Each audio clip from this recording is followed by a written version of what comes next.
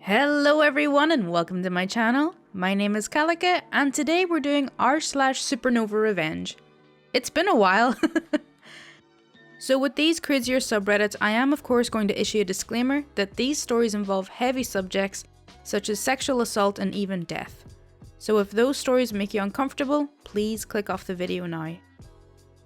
For those of you who are still with me, let's get into some crazy revenge. My prison pen pal killed her brother. Okay, I honestly don't know if this story is allowed since it isn't really mine to tell, but I have permission. So I met this woman, who I will call Lucille, on a prison pen pal site. I got bored over the summer, so yeah. I didn't really think of posting the story on here since the case was still ongoing and I didn't want to incriminate her or anything. So here it is. Lucille didn't have many close friends or family members, except her brother. They both had a great home life together. Married parents, nice house, good income. But their father came down with cancer and after his death their mother remarried, which didn't sit well with Lucille's brother for some reason, which caused him to go into a rebellious mean streak that never ended. He became addicted to crack, but Lucille always tried to support him and tried to stay in contact with him. She was too good to him if you ask me. I mean, he only ever called her when he needed money or a place to stay. She always delivered, even left a spare key for him. Honestly, quite surprised what happened hadn't happened sooner. At the time, Lucille, like any average human being, had a dog, Lucy. She was a Beagle Terrier mix, incredibly hyper. Of course, her and Lucille were very close. Anyways, after coming home from work one day, Lucille came home to find Lucy dead, and not by natural causes. Lucille didn't give me any details because the wounds are still pretty fresh, but she claims there was blood. She also claims that she knows it was her brother, and there was no broken lock, no broken window, no signs of someone forcing their way in, but some of her meds were missing, as well as her laptop, tablet, and a few charging cables. To this day, Lucille doesn't know what caused her brother to do what he did. She just knows it was him. She decided to not press charges, claimed she wasn't as upset with him at the time, and it wasn't until a few weeks had gone by of her trying to contact him for answers that it really got to her. He was ignoring her calls, and all she wanted was answers. Lucille said she was very ashamed of how much the death of her dog had affected her.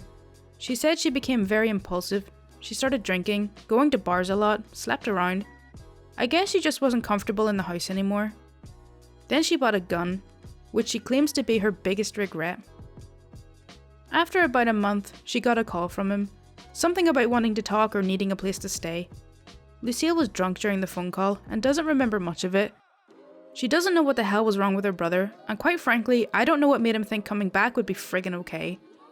All she remembers, apart from the phone call, is shooting him in the face when he walked through her front door. Holy crap. That certainly is the ultimate revenge, like. And while I have a lot of empathy for people, if you're willing to hurt an animal, you kinda deserve it. I feel bad for saying that, because the guy was obviously going through some stuff, but if I put it in my shoes, if someone hurt Marcus intentionally, I wouldn't be able to just let that go.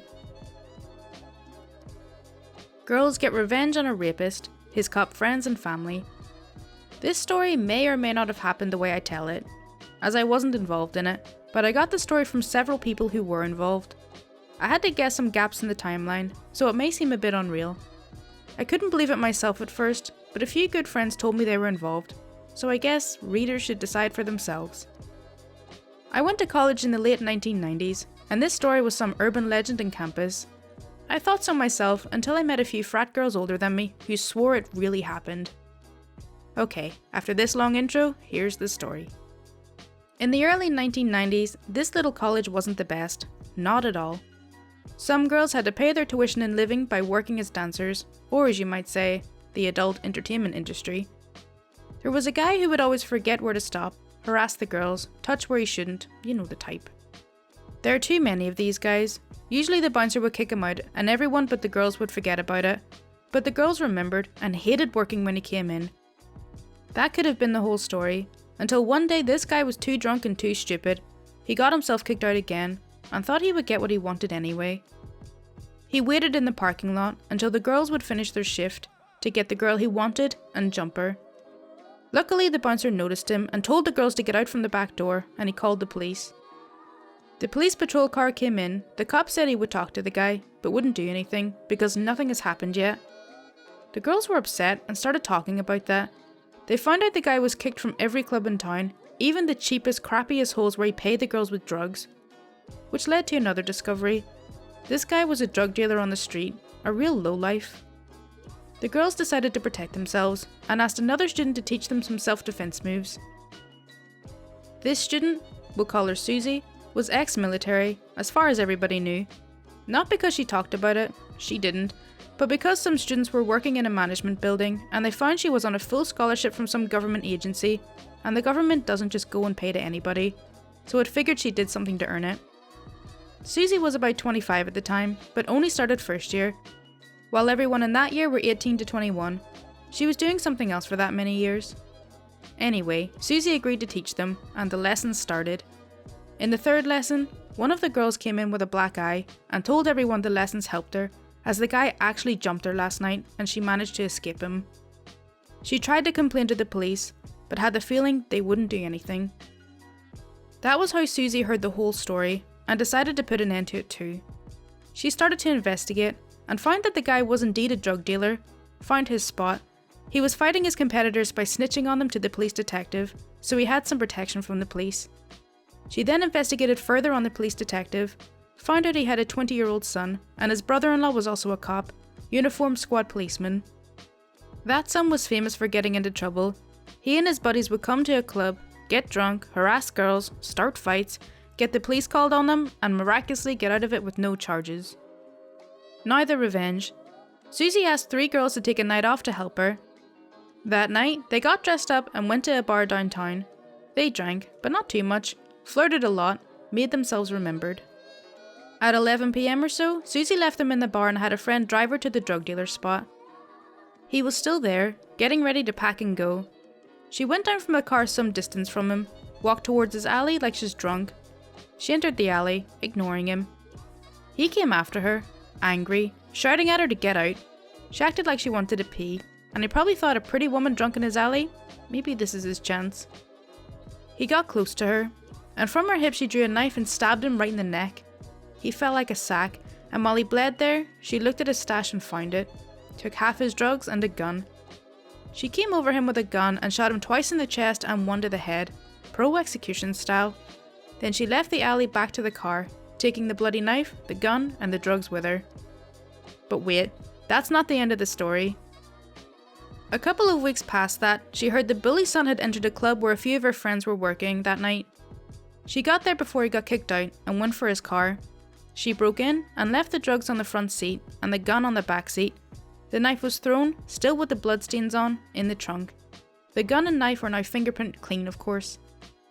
Sure enough, the police were called, and when they got there they knew who he was.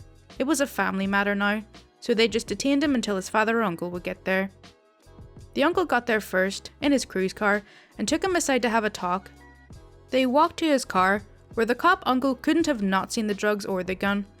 Sure enough, he flipped his crap on the guy, slapped him in the parking lot where everyone can see, and the son was still in cuffs. The uncle took the gun and the drugs, wrapped them in an evidence bag, and tossed it in his cruiser.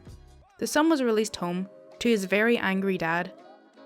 The uncle got back to his station to find out he was temporarily relieved from duty. The station got 10 phone calls from people who saw him slap a man in cuffs. Big screw up. Worse than that, the next cop who came into the police car found undocumented evidence in it, drugs and a murder-related gun. Guess whose fingerprints were on the gun? The uncle was now a murder suspect, and the only way he could get out of it was by telling them where the gun really came from. It would still get him fired, but not a murder suspect. Or so he thought. They found the knife with the blood in the son's car, except it wasn't the son's. It was registered to the father, the detective. The one that the late drug dealer was his snitch, the one that heard he was murdered and just shrugged and said, "Nah, another dead piece of crap, no one cares." So now he was a murder suspect too. Finally, we get to the end. These 2 corrupted cops went away for a long time. The son didn't have police protection anymore. For a while he behaved nice, didn't get into any trouble, but eventually got back to his old ways. 3 months later, he was charged for assault in a bar and went away for a while too. Susie left after that term to study somewhere else. Nobody heard from her after that. The girls involved sworn to never talk about it. Obviously they didn't keep it. I met a few of them in a reunion, and over 2 much happy liquids, they happily remembered how one rapist a-hole got what he deserved. Destroyed teenager's life, reputation, family, and freedom for stealing over 20 people's belongings to pay off drug debt. So this is my friend's story, not my own, and all this information was told to me by him. At school, there is a large issue with not only drugs, but physical and sexual abuse, along with horrible teachers. I have some light-hearted stories from my friend to share if you lads want it. However, this is not one of them. There's this guy. Let's call him Chad. Oh, Chad. In 9th grade, he had got addicted to cocaine. This led him into a lot of debt with his dealer because he's a teenager without money. This is obviously not a good situation to be in. $2,000 to $3,000 in debt with a drug dealer. Either he paid his debt, or he would die. So he took it upon himself to get into more crap by paying off his debt by stealing other students' items, phones, makeup, apparently house keys, wallets, etc., and selling them on eBay, Kijiji, etc. And upon getting caught would say, "Well then how about you friggin' do something about it?" While teachers just sent him to the office, called his parents and went on with their day, the students, including my friend, being immature, self-righteous, dippy spoons, decided to effing do something about it. So they all congregated and developed a plan. Let's call this group the victims. They thought they should not only beat the kid when he was caught, but start letting more dangerous people know about him. So they started letting out small bits of information, like Chad hitting his girlfriend, which was true, or Chad reselling what he bought for a higher price to his friends, not sure if that's true, or what really got Chad into trouble, spitting on homeless people, true and disgusting. So the group of 20 or so people Chad stole from started following him around, catching bits of things to record and show around. Eventually, this got to the gang that likes to hang around the south side of my town. Let's call this gang Bad Cops. The Bad Cops already didn't like Chad to begin with, and from what you can get from the name, are violent police that aren't really the police. Basically, they just kick the crap out of people that do bad crap, like Chad. April. In the middle of April, Chad was found kicked to crap, unconscious on the streets. He was rushed to the hospital, questioned by the police. Later, the victims were questioned. They provided evidence of what they accused him of, and later, the Bad Cops were questioned. While I'm not sure of the specifics, Chad was tried for assault, possession of drugs and narcotics, disturbing the peace, and sent to juvie detention along with massive fines for his parents. The known members of the Bad Cops were sent to jail and juvie for assault and attempted murder, as there were stab wounds in Chad. And the victims were fined for things ranging from filming without permission to conspiracy to commit a crime. And my friend was fined for filming Chad without his consent. Okay, so that's all for r/SupernovaRevenge. I kind of hope you did enjoy it. As always, if you do want to see more content like this, then please do subscribe. My Twitter, Discord and Patreon links are in the description, and any support is greatly appreciated. Thank you so much for watching. Bye!